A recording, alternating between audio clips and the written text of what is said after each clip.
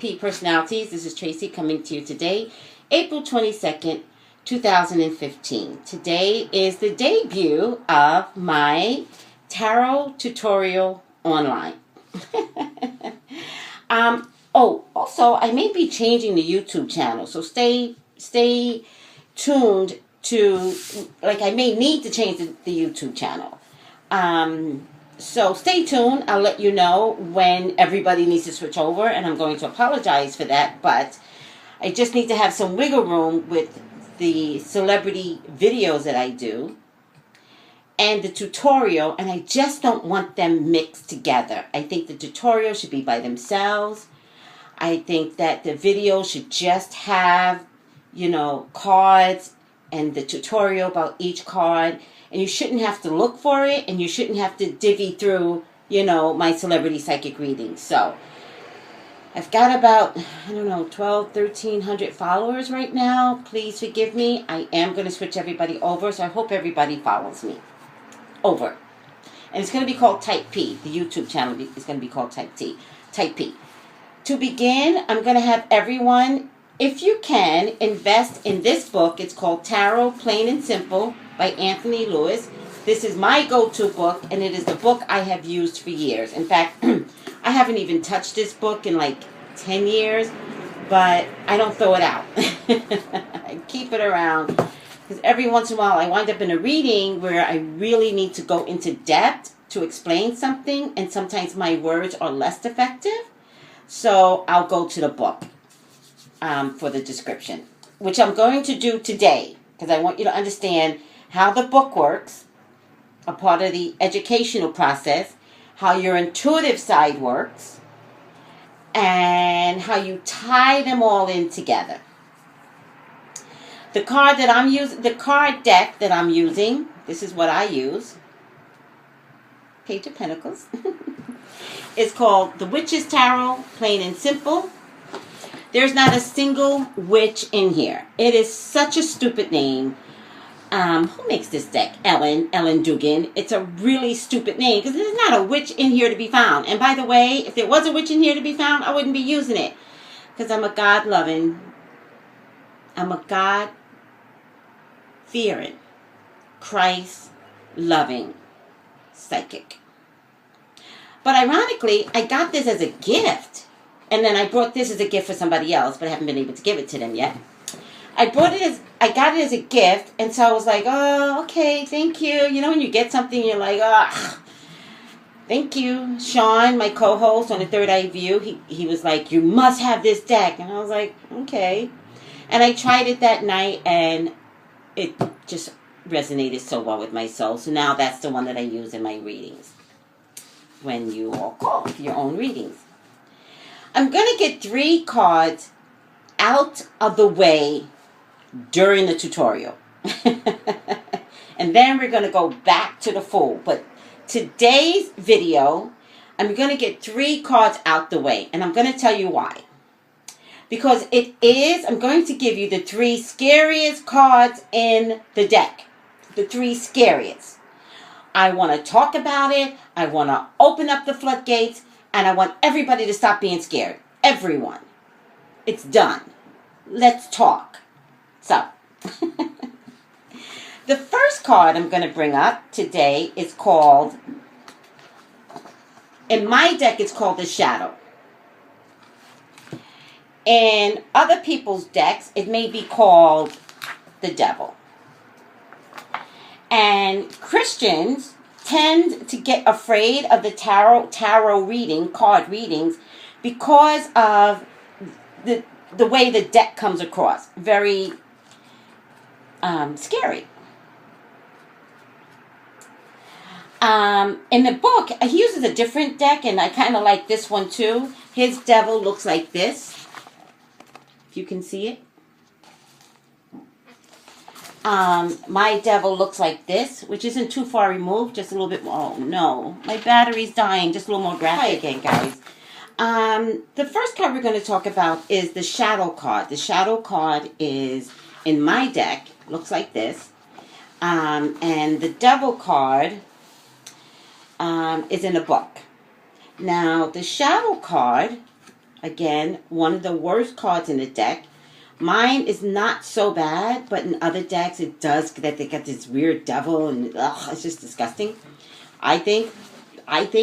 So when Sean gave me this deck, I was like, oh my God, now I could really deal with, what the devil represents. And the devil represents the area in your life where you are feeling stuck in a relationship, stuck at a job. That's what the devil could mean too. Stuck in a relationship, stuck in a job. It means addiction of all kinds. It means alcohol addiction, drug addiction, prescription addiction, and sex addiction. It also means to be negatively attached to some belief system. Okay? That's what the devil could also mean. It could mean, and it's inside your head. Like you can't get it outside of your head. Why you can or cannot do something, or you're in an institution of sorts with some confining rules and it just doesn't feel right. You're in a marriage of sorts with a very bossy wife or a very bossy husband.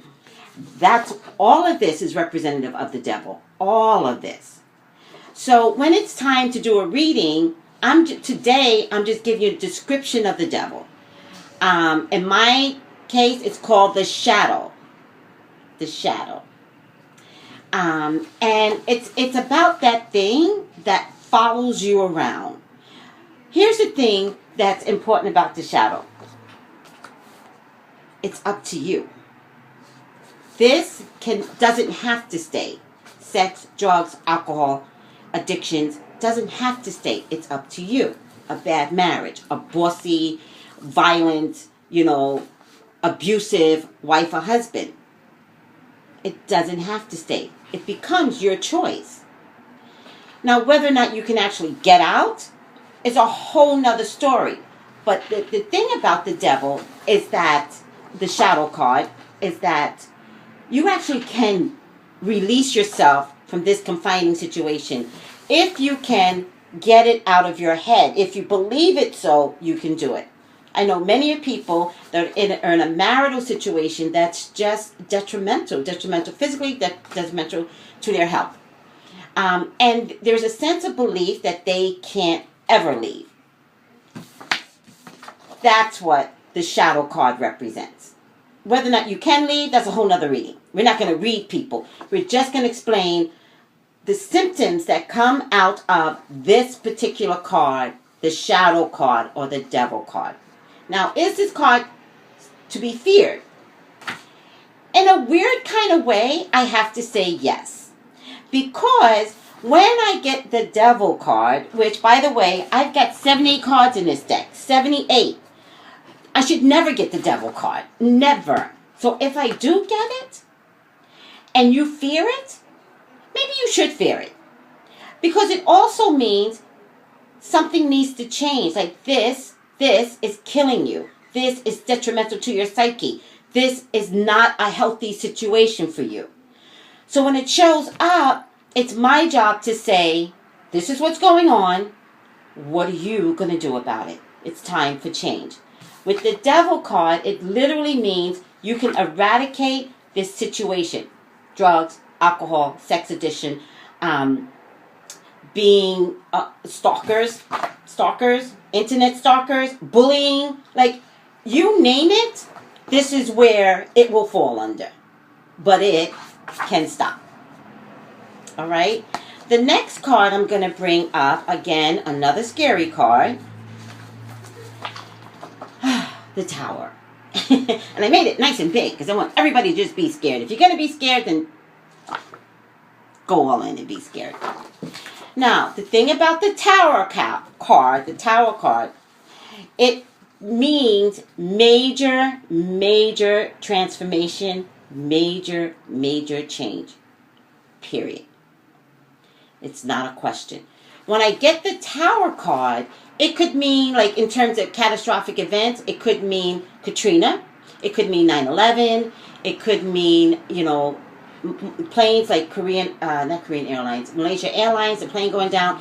That's the extreme part of the Tower. The minor part of the tower is having a really good marriage and loving everything about your life. And you come home one day and your husband is in your bedroom with another woman. Or you go to work to a job that you just love.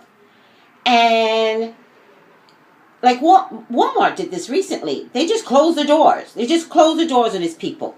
Tower. Tower means change. It means you cannot stay here anymore. Maybe you didn't know it, but the universe knows it, and the universe is not going to allow you to have this continuous place of non-movement. When Katrina came, it was the worst event I had ever witnessed, ever. And yet the upside is that families needed to not be in their place of stillness. Everything had to change. Now, does any of this feel good? Absolutely not. You know, when you get the tower, especially if I get in the reading for someone, then I'm really just prepping them. Rather than them collapsing into their fears, they kind of know it's coming. And so when it comes, they actually can deal with it. So, the good part about the tower is that from the rubble, from the ashes, you build up. All right? My last card, which actually is my favorite card, is the Death card. Now, the Death card is my favorite card. This is the one, unlike the devil, you have a hard time releasing some addictions. You have a hard time leaving a marriage. You have a hard time dealing with your issues that keep you tied and bound.